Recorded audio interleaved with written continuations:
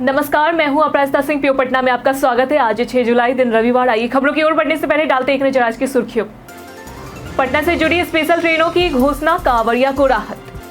BPSC ने प्रारंभिक परीक्षा की तिथि बदली, 1298 पदों पर भर्ती प्रक्रिया जारी। पटना एयरपोर्ट पर ईंधन की बिक्री में हुई 134% की बढ़ोतरी। ऑनलाइन ड्राइविंग लाइसेंस बनवाने में पश्चिम चंपारण पहले स्थान पर। मेन होल एम्बुलेंस की सुविधा देने वाला पहला शहर बना पटना। चलिए बढ़ते किस बड़ी खबरों की ओर विस्तार से। पटना से जुड़ी स्पेशल ट्रेनों की घोषणा, कांवड़ियों को राहत।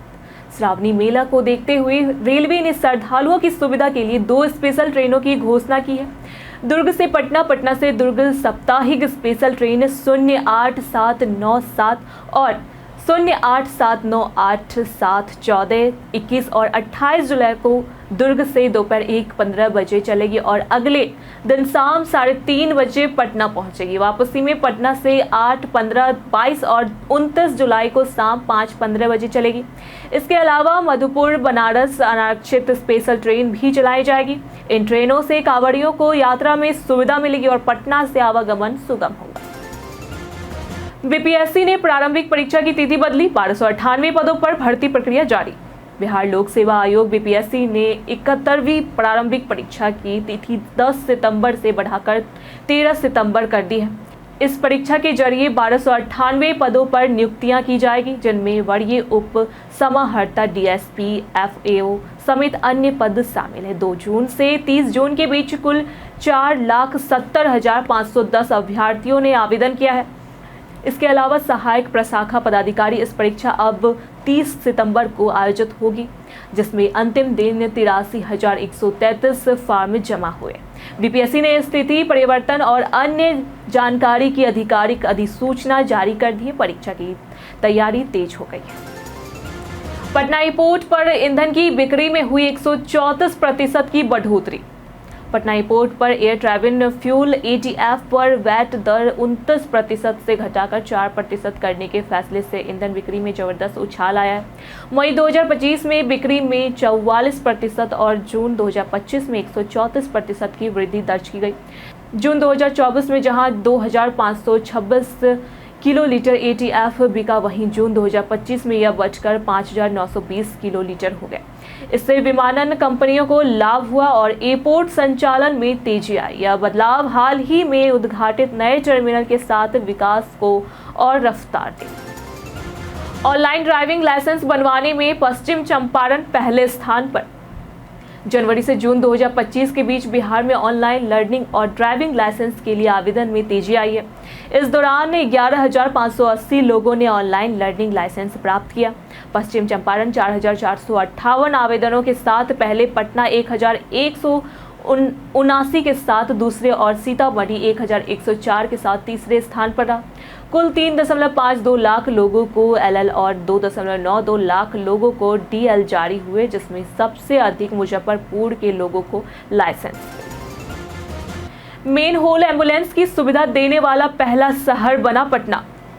पटना नगर निगम ने देश में पहली बार मेन होल एम्बुलेंस शुरू की है, जो शहर के 75 वार्डों में टूटे फूटे मेन होल की तुरंत मरम्मत करेगी। इस गाड़ी में रिपेयरिंग टीम और आवश्यक सामग्री होगी, जो कॉल पर कंट्रोल रूम से जुड़कर संबंधित जगह पहुंचकर 48 घंटे में समस्या दूर करेगी। यह सुविधा ऑन डिमांड मिलेगी और 6 अंचलों के लिए पुरानी गाड़ियों से बनी 6 एम्बुलेंस संचालित होगी। यह पहल मानसून में जनता को राहत देगी और शहर को सुरक्षित बनाएगी। कौन थे गोपाल खेमका? बड़े बेटे के बाद पिता की मृत्यु से व्यापारियों में खौफ। पटना के नामचीन व्यवसायी डॉक्टर गोपाल खेमका की असामयिक मृत्यु को लेकर राज्य भर में चर्चा गर्म है। बीते शुक्रवार रात राम गुलाब चौक स्थित उनके अपार्टमेंट के पास उन पर गंभीर हमला हुआ, जिससे उनकी जान चली गई। इससे पहले 2018 में उनके बेटे गुंजन की भी इसी तरह की घटना में जान गई थी। पुलिस ने मामले की जांच के लिए एसआईटी गठित की है, जिसकी अगुवाई सेंट्रल एसपी दीक्षा कर रही है। डॉक्टर खेमका स्वास्थ्य और उद्योग जगत का जाना पहचाना नाम थे। मुख्यमंत्री नीतीश कुमार ने इस मामले में डीजीपी से विस्तृत जानकारी ली और अधिकारियों को सख्त निर्देश दिए कि कानून व्यवस्था में किसी तरह की ढिलाई बर्दाश्त नहीं होगी। विपक्ष ने भी सरकार पर सवाल उठाए। नेता प्रतिपक्ष तेजस्वी यादव और सांसद पप्पू यादव ने सोशल मीडिया पर इसे लेकर नाराजगी जाहिर की है। इस घटना से राज्य के व्यापारी वर्ग में चिंता का माहौल है। पटना में मूक बधिर बच्चों की होगी मुफ्त स्क्रीनिंग। पटना में श्रवण श्रुति योजना के तहत जन्म से 6 साल तक के मूक बधिर बच्चों की मुफ्त स्क्रीनिंग शुरू हुई है। फुलवाड़ी शरीफ आंगनबाड़ी केंद्र में पायलट प्रोजेक्ट के रूप में यह सेवा दी जा रही है। जरूरत पड़ने पर कोलियर इम्प्लांट और स्पीच थेरेपी भी मुफ्त मिलेगी, जिसका खर्च सरकार 6 से 8 लाख रुपए तक उठाएगी। योजना से आर्थिक रूप से कमजोर परिवारों को बड़ी राहत मिली और बच्चों का बेहतर इलाज सुनिश्चित। बिहार में खुली पहली मॉडल ग्रीन पेपर मिल। पटना के रुकनपुरा में बिहार की पहली modern green pepper mill Saha and bright paper private limited का उद्घाटन उद्योग मंत्री नीतीश मिश्रा ने किया। यह मिल पर्यावरण संवेदनशील तकनीकों से रोजाना 200 टन कार्टन स्क्रैप में मल्टी लेयर क्राफ्ट पेपर बनाएगी। इससे 150 लोगों को प्रत्यक्ष और लगभग 5000 लोगों को अप्रत्यक्ष रोजगार मिलेगा। यह राज्य की सबसे आधुनिक और बड़ी पेपर मिल है। कंपनी की स्थापना 1998 में हुई थी और इसका लक्ष्य क्राफ्ट पेपर निर्माण में उत्कृष्टता प्राप्त करना है। स्टेशन रोड पर अवैध वेंडिंग हटाने के लिए कमांड एंड कंट्रोल सेंटर बनेगा। पटना जंक्शन क्षेत्र में ट्रैफिक जाम से निजात पाने के लिए टाटा पार्क से 200 ऑटो हटाकर पुरानी मल्टीलेवल पार्किंग में शिफ्ट किए जाएंगे। स्टेशन रोड पर अवैध वेंडिंग और अतिक्रमण हटाने के लिए कमांड एंड कंट्रोल सेंटर बनेगा। मल्टीलेवल पार्किंग को सबवे से जोड़ा गया है, जिससे भविष्य में यात्रियों को बेहतर आवाजाही की सुविधा मिलेगी। स्टेशन गोलंबर क्षेत्र में मेट्रो परियोजना के तहत पुनर्विकास कार्य भी तेज किया जाएगा। कार्रवाई सर्वे रिपोर्ट के आधार पर की जाएगी। लालू प्रसाद को फिर बनाया गया राष्ट्रीय अध्यक्ष। बीते दिन पटना के बापू सभागार में हुए राष्ट्रीय अधिवेशन में लालू प्रसाद यादव को 13वीं बार राष्ट्रीय जनता दल आरजेडी का राष्ट्रीय अध्यक्ष बना दिया गया है। 23 जून को उन्होंने अध्यक्ष पद के लिए नामांकन दाखिल किया था और किसी अन्य उम्मीदवार के न होने पर उन्हें निर्विरोध चुना गया। अधिवेशन में तेजस्वी यादव सांसद, विधायक और कार्यकर्ता शामिल हुए। 1997 में आरजेडी की स्थापना के बाद से लालू यादव लगातार अध्यक्ष पद पर काबिज है। राजगीर में रोपवे सेवा 6 दिनों तक बंद रहेगा। राजगीर के विश्व शांति स्तूप तक जाने वाली रोपवे सेवा 10 जुलाई तक बंद रहेगी। प्रबंधक दीपक कुमार ने बताया कि सुरक्षा कारणों से रोपवे का संचालन अस्थायी रूप से रोका गया है। इस दौरान रोप बदलने और नॉन डिस्ट्रक्टिव टेस्ट एनडीटी जैसे मेंटेनेंस कार्य किए जाएंगे। प्रतिदिन लगभग 1500 पर्यटक इस सेवा का लाभ उठाते हैं। रोपवे सेवा 11 जुलाई से पुनः शुरू होगी। पर्यटकों से सहयोग और धैर्य बनाए रखने की अपील की गई है। घर घर जाकर हो रहा वोटर लिस्ट का वेरिफिकेशन, तैयार रखे ये दस्तावेज। पटना में मतदाता सूची का विशेष सघन पुनरीक्षण अभियान चल रहा है। बीएलओ घर घर जाकर गणना प्रपत्र दे रहे हैं, जिसे ऑनलाइन भी भरा जा सकता है। निर्वाचन आयोग ने 11 दस्तावेजों की सूची जारी की है, जिनमें से एक अनिवार्य रूप से देना होगा। 1 जुलाई 1987 से पहले जन्मे लोगों को जन्म प्रमाण पत्र देना अनिवार्य है। जिनके नाम पहले से सूची में है, उन्हें दस्तावेज देने की आवश्यकता नहीं है, सिर्फ फॉर्म भरना होगा। पटना में तापमान 32 से 34 डिग्री सेल्सियस के बीच बारिश की संभावना। पटना में अगले कुछ दिनों में तापमान 32 से 34 डिग्री सेल्सियस के बीच रहने का अनुमान है। न्यूनतम तापमान 24 से 26 डिग्री सेल्सियस के बीच रहेगा। मौसम में कुछ स्थानों पर बारिश या गरज के साथ वर्षा होने की संभावना है। हल्की बारिश से तापमान में थोड़ी राहत मिलेगी और उमस कम होगी। मौसम विभाग ने लोगों को बाहर जाते समय सावधानी बरतने और अचानक मौसम परिवर्तन के लिए तैयार रहने की सलाह दी है। यह मौसम पटना में सामान्य गर्मी और आंशिक वर्षा का संकेत देता है।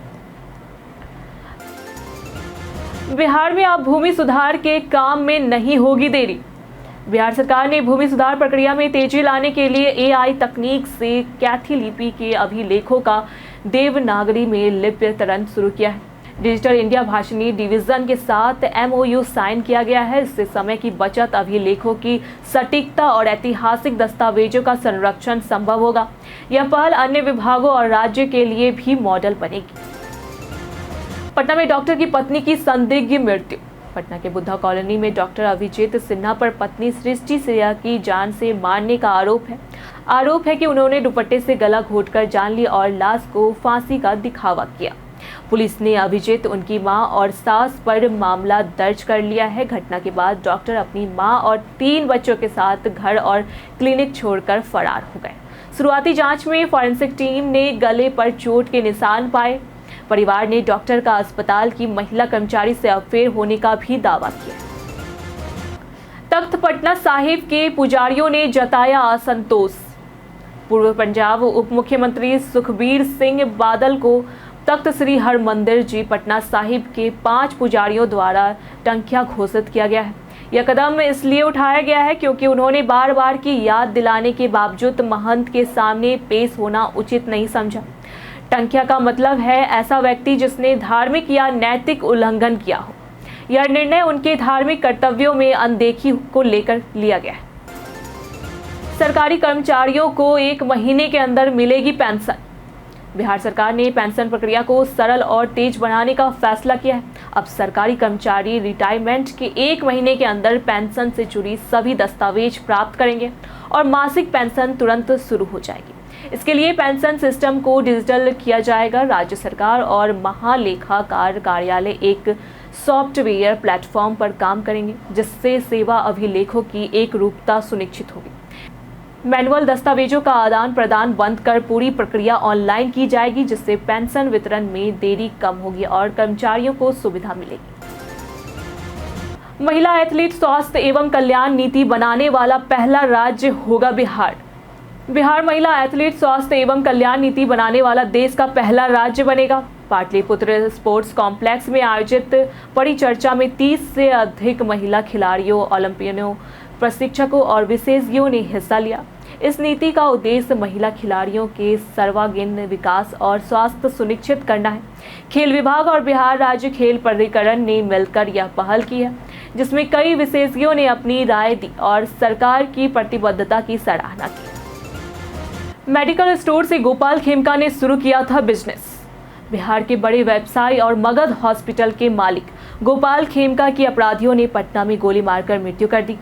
उन्होंने अपना कैरियर ओस्ती मेडिको नाम से मेडिकल स्टोर खोलकर शुरू किया था। बाद में प्रॉपर्टी डीलिंग और पेट्रोल पंप व्यवसाय में भी सफलता हासिल की। उनके परिवार के पास 2 फैक्ट्री और सुपर स्पेशलिटी हॉस्पिटल है।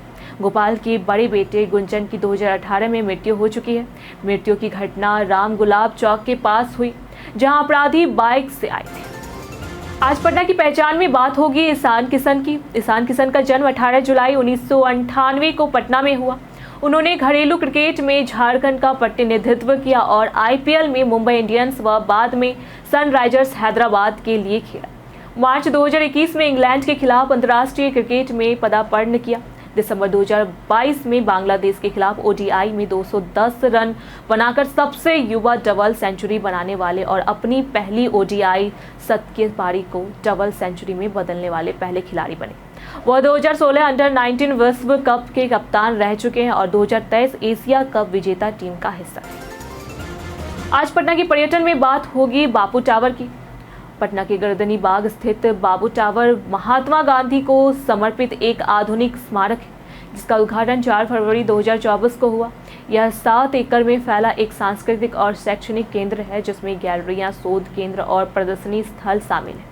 यहाँ गांधी जी के जीवन, उनके विचारों और बिहार से उनके संबंधों को प्रदर्शित किया गया है। इसमें 60 सीटों वाला 360 डिग्री थिएटर भी है।